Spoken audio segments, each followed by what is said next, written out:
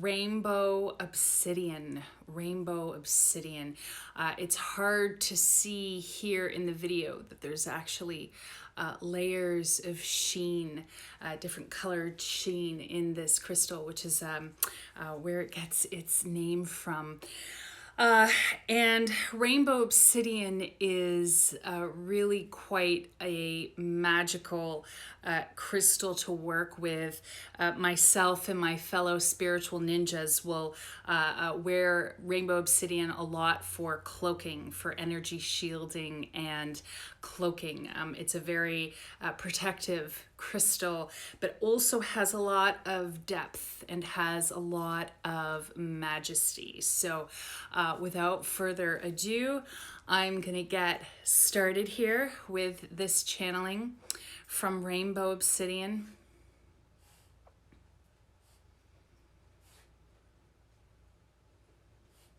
And you know, and part of this is just my personal healing response. And as you guys know, I'm very upfront, straight up, no BS, transparent. And I've had a very frustrating day. And one of the things I'm immediately feeling as I'm connecting, oh gosh, that's beautiful.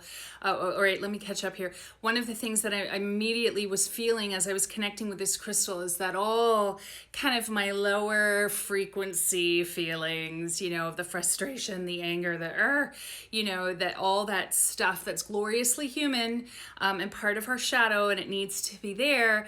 But also once it's served its purpose, it can go. And so I'm feeling right now just all of that is just kind of clearing off, being transmuted. That's something I'll be teaching my students about this weekend, what transmutation is. But in its essence, it means changing in form from one thing to another. And in energy, we often talk about transmutation in terms of darker energy, the frequency being raised and transmuting it into higher frequencies, lighter, less dense energy. So that was one of the first things that I saw. But then I keep seeing this image of a butterfly. I don't see a particular color. It's more like a shape and outline.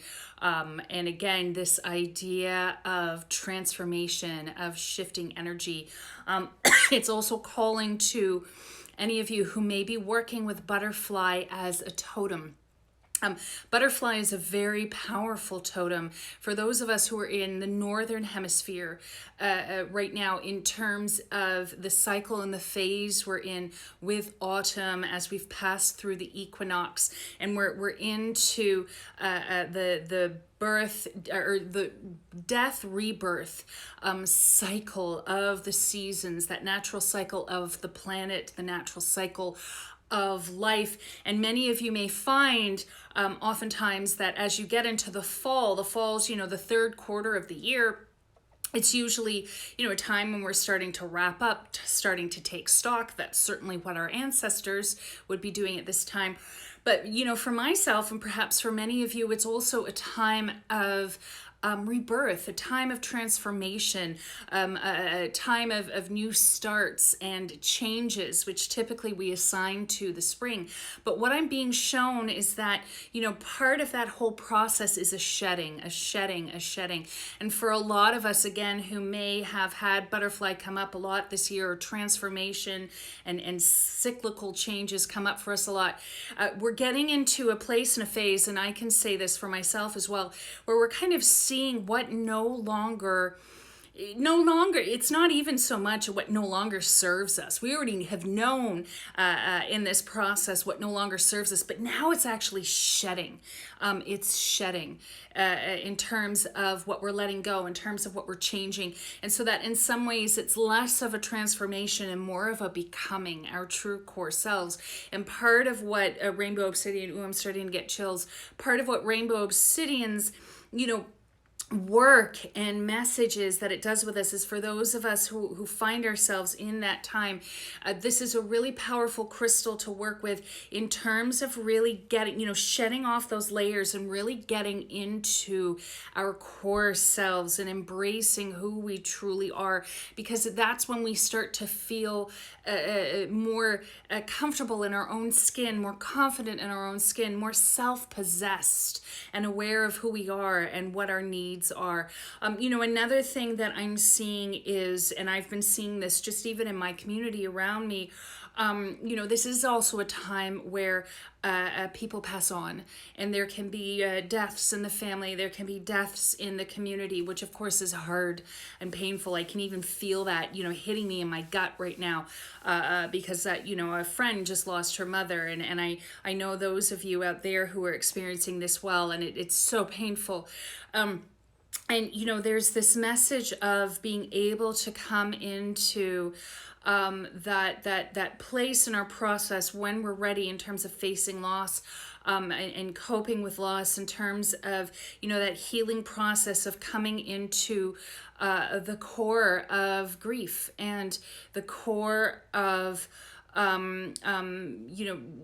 healing, where that healing begins to start, and the embracing and the memories and the things that we love and cherish for the person, or also the things that we need to let go. We need to let go in our healing process and let go with the person who's passed on. And so again, this is a crystal, but what I'm getting is this is a badass crystal to work with, meaning this is definitely not a crystal to work with if you're still in that place of tenderness, and pain and shock, that all comes with the grief and life process. This is a crystal to work with for those of you who make an empowered choice on your process to be like, it's time for me to deal and heal with the loss that I have experienced. And so interestingly enough, that's coming through too, in terms of rainbow obsidian.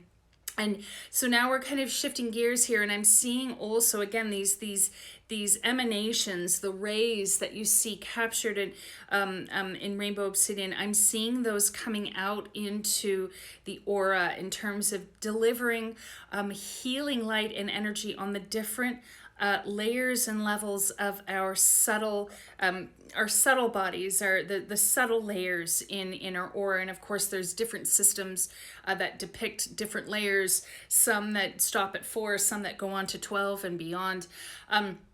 But talking about how this is a time where we really need to heighten our care for our energy bodies. And certainly part of that is food, especially eating plant-based food, not entirely for those of you who don't eat that entirely, but certainly in terms of, what I'm seeing is for the first layer, the physical layer, eating the plant-based food. For the emotional layer, I'm seeing a lot of water in terms of water care, whether it's bathing, spending time by the water, crying, releasing.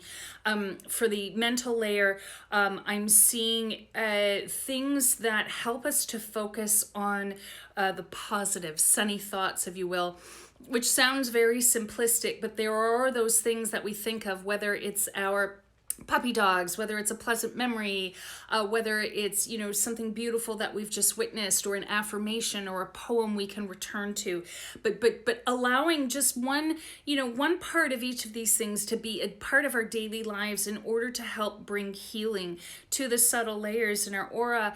And then last but not least, it's the spiritual layer, and I'm seeing the violet ray actually for the spiritual layer, in terms of our health and healing. And this is very much about being able to spend time in nature. I'm seeing especially trees, and allowing that spiritual layer and level of connection coming back into our systems to help us rebalance. And I'm literally seeing an egg shape, almost like what this crystal is. And so this is part of the meaning and the message too, as we go into what in old times was called the dark time of the year, when there's less sunlight, the days are shorter.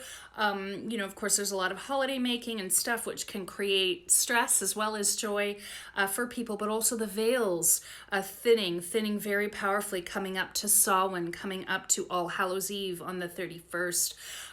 So again, there's this sort of message from Rainbow Obsidian in terms of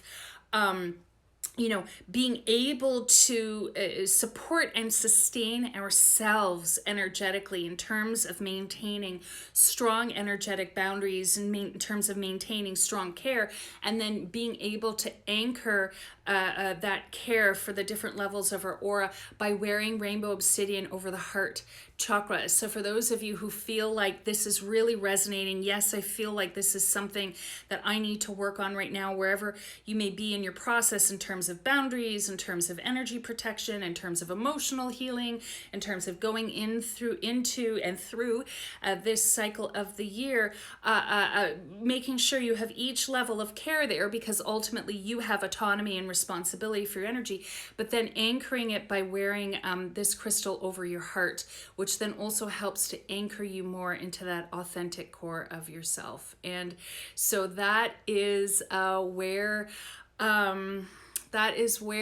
we're leaving off today with the live channeling with Rainbow Obsidian.